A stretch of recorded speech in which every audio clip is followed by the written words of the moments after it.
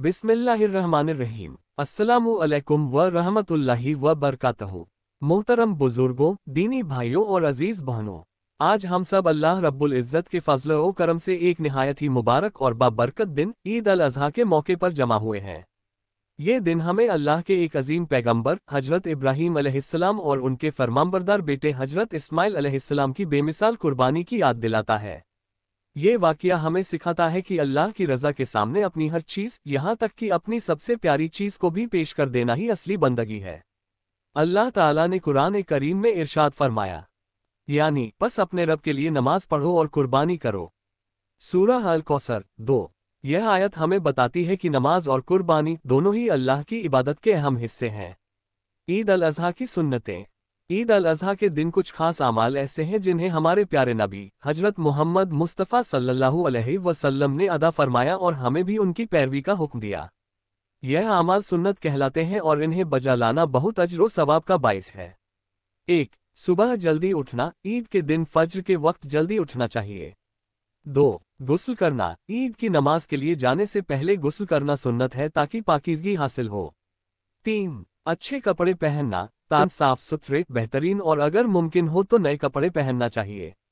यह अल्लाह की नेमतों का इजहार है।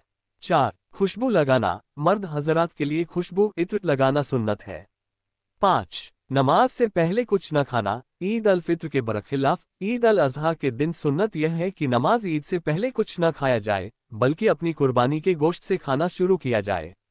6. ईदगाह पैदल जाना और रास्ता बदलना। अगर मुमकिन हो तो ईदगाह पैदल जाना सुन्नत है और वापसी पर उस रास्ते के बजाय कोई दूसरा रास्ता इख्तियार करना चाहिए। 7. तकबीरात कहना। ईदगाह जाते हुए बुलंद आवाज से तकबीरात कहना चाहिए। तकबीरात ये हैं: अल्लाहु अकबर, अल्लाहु अकबर, ला इलाहा इल्लल्लाह, वल्लाहु अकबर, अल्लाहु अकबर, वलिल्लाहिल हम्द। 8. नमाज ईद अदा करना। ईद अल अज़हा की 2 रकत नमाज बा जमात अदा करना वाजिब है।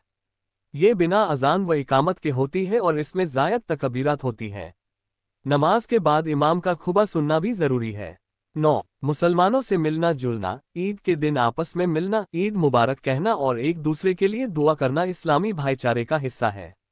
10. कुर्बानी करना। जो शख्स साहिब इस्तात है उस पर कुर्बानी करना वाजिब है। कुर्बानी करने वालों के लिए अहकामात।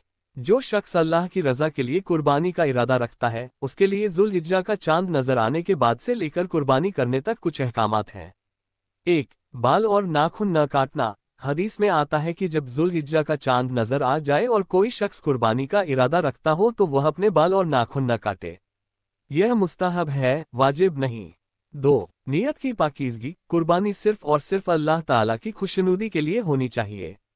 इसमें कोई दुनियावी मकसद या दिखावा शामिल न हो। 3. जानवर का इंतखाब। कुर्बानी के लिए जानवर सेहतमंद हो, ऐबों से पाक हो और शरई उम्र को पहुंचा हुआ हो। ऊंट, गाय, भैंस, भेड़ या बकरी की कुर्बानी की जा सकती है। भेड़ और बकरी एक आदमी की तरफ से काफ़ी हैं। गाय, भैंस और ऊंट में 7 आदमी शरीक हो सकते हैं। का वक्त ईद अल अज़हा की नमाज के बाद से शुरू होता है और अयाम तशरीक ज़ुल्हिज्जा की 11, 12, 13 तारीख के गुरूब आफ्ताब तक रहता है।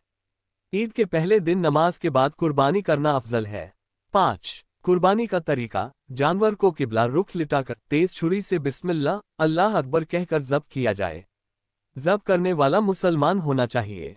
गोश्त की तकसीम का तरीका। कुर्बानी के गोश्त की तकसीम के बारे में कुरान और हदीस में हिदायत मौजूद हैं। सबसे मशहूर और मुस्तहब तरीका यह है कि गोश्त के 3 हिस्से किए जाएं। 1. एक हिस्सा अपने लिए और अहल व इयाल के लिए। कुर्बानी करने वाला अपने और अपने घर वालों के लिए गोश्त रख सकता है। 2. एक हिस्सा रिश्तेदार और दोस्त अहबाब के लिए। अपने करीबी रिश्तेदारों, दोस्तों और पड़ोसियों में गोश्त तकसीम करना चाहिए।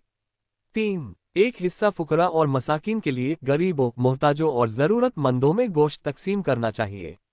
कुरान करीम में अल्लाह ताला ने फरमाया, यानी बस इस कुर्बानी के गोश्त में से खुद भी खाओ और कनात करने वाले जो सवाल न करे और सवाल करने वाले मोहताज को भी खिलाओ। इसी तरह हमने इन जानवरों को तुम्हारे लिए मुसख्खर कर दिया है ताकि तुम शुक्र अदा करो। सूरह अल हज 36। ये तकसीम मुस्तहब है, वाजिब नहीं। अगर कोई शख्स चाहे तो सारा गोश्त फुकरा में तकसीम कर दे या ज्यादा हिस्सा फुकरा को दे और कम खुद रखे। असल मकसद अल्लाह की रज़ा हासिल करना और ज़रूरतमंदों की मदद करना है। अहम बातें। कुर्बानी का गोश्त गैर मुस्लिमों को भी दिया जा सकता है, बशर्ते कि वह हर्बी न हो। कुर्बानी की खाल को बेचना जायज़ नहीं, उसे सदका कर देना चाहिए। कुर्बानी का गोश्त कसाब को मजदूरी के तौर पर देना जायज़ नहीं, मजदूरी अलग से अदा की जाए। मोहतरम सामीन, ये तमाम अहकामात और सुन्नतें हमें सिखाती हैं कि ईद अल अज़हा सिर्फ एक त्योहार नहीं, बल्कि अल्लाह की बंदगी, हजरत इब्राहीम अलैहिस्सलाम की इताअत और मुसलमानों के दरमियान उखुव्वत व हमदर्दी के जज्बे को फ़रोग़ देने का एक मौका है। अल्लाह ताला हम सबकी नेक कोशिशों और कुर्बानियों को अपनी बारगाह में कबूल फरमाए। हमें उसके दीन पर सही मानों में अमल करने की तौफीक अता फरमाए और इस मुबारक दिन की बरकतों से मालामाल करे।